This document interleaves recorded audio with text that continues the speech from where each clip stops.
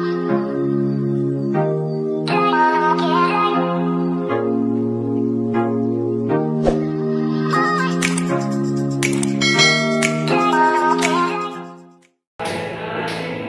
morning mga boss, mga idol. So meron tayong bagong video. So ito simpleng pagano lang natin na video. So ito kakabit tayo, maglalagay tayo ng pornika. So paano ba maglagay ng pornika? So simple lang mga boss.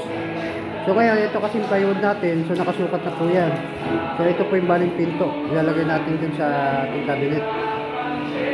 So ito naka-ready na po siya, nakasukat na siya. So lalagyan na natin ng pornika. So kailangan paglagay ng pornika po, hindi natin eksaktuhan. Kung ang sukat nito ay sa 48 cm, so gagawin natin na siya ng 50 para may sobra siya dun sa kabilaan. Hindi kasi tayo pwede mag-eksakto, mahirapan tayo lalo pag nagtikil, hindi natin matinig, dyan nasisira. So kailangan natin may pasobra tayo kahit mga 1 cm o 2 cm para mas maganda. Kahit 1 cm siguro mas okay na para konti lang yung ating pagtikil. So ganun din dito sa kabila. Yan, sukat din natin dito isa 102, so 4 feet siya, so sobrang din natin kanyang ating pornika. So ito yung pornika natin. So ito ilalagay natin yung pornika. So yan yung pornika natin. So yung pornika natin, so sabi ko kasi inyo gagawin mo, hindi siya eksakto. So sabi sobra siya bawat minute. Kailangan sobra siya, di natin siya pwede eksakto. So ngayon, ready na siya. So ang ating materialis lang dito is rugby lang. Papayaran natin yung rugby, yung ating kahoy at saka kanyang laminated. So unahin muna natin itong lagyan natin ng ating pornika. So kailangan malinis mo siya bago natin siya anuhin. So kailangan lihain muna natin yung kanyang plywood para pagkalagay natin din yung pornika, hindi siya bukol-bukol. So unahin natin lagyan ng pornika. So ito naka-ready na kasi lihat to. So okay na siya.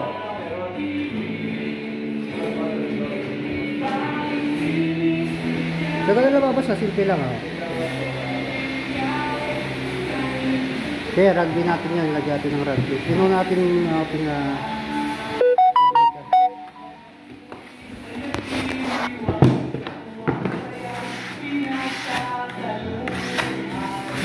kailangan lagyan natin sa dulot-dulo para kapit sa ating plywood talaga. Kailangan natin talaga sa plywood.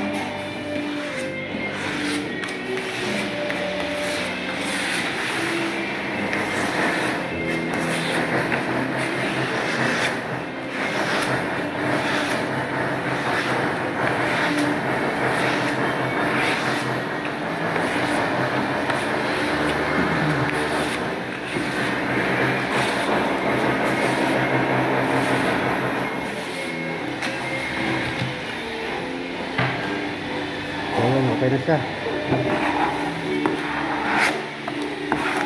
So, susunod natin yung ating plywood.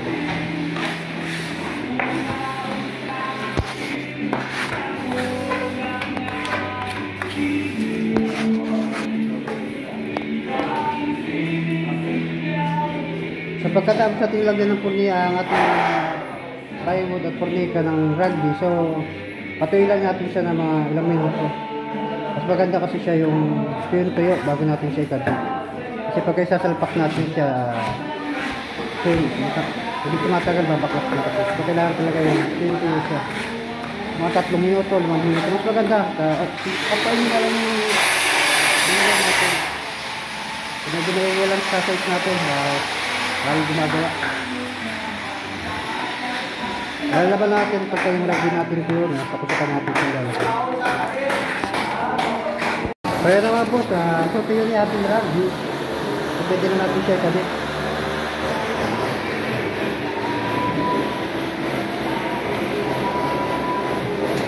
Maganda lang boss, kasi simple na makabit ng binil.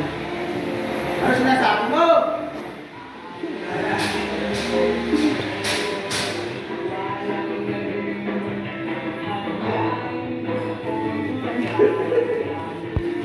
Kaya na. Ayan sir. So yan ang mga mga boss. So, nalagyan na natin kanyang ano. So, aburin natin siya na ano. Wala tayong basahan. So, tayo. Pero, kailangan meron yung makilis din natin. Patahin. Para dito nakapis.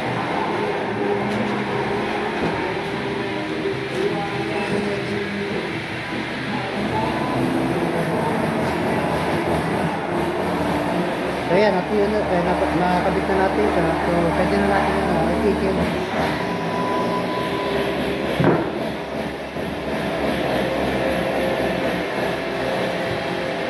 Kaya sabi ko nga sa inyo, sobrang ating paglapag ng ating purdika. So kailangan talaga sobra para ito natin sa mga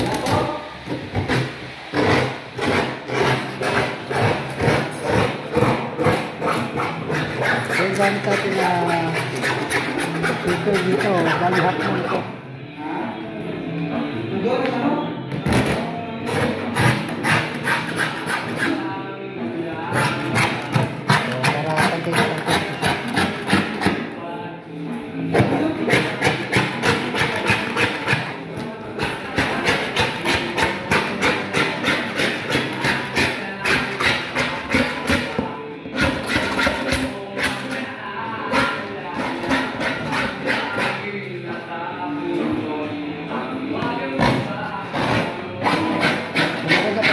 Natin pagka siyempre ating ganito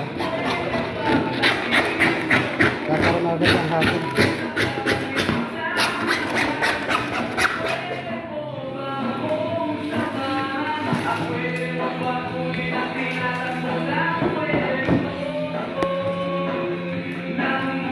So okay na ating purnito sa taas. So ngayon naglalagay tayo ng kanyang sa gilid. So paano nilagyan ko siya ng gilid. Ito yung para sa atin. So ito, bumili tayo ng aging na para sa kanyang pan.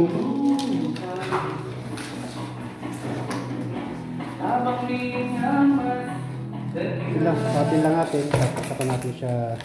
Ito laging sobra para pwede naman natin siyang bawasan. Huwag lang tayo kumulang. Ayan po yung ating mga napurnigan natin.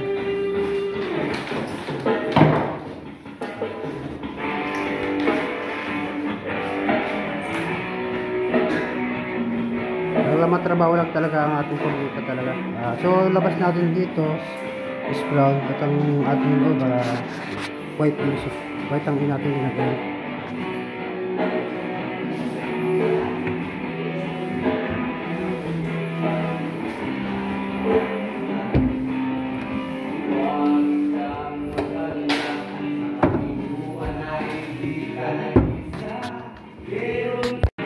So boss, natapos yung ating purnika na pinagawa.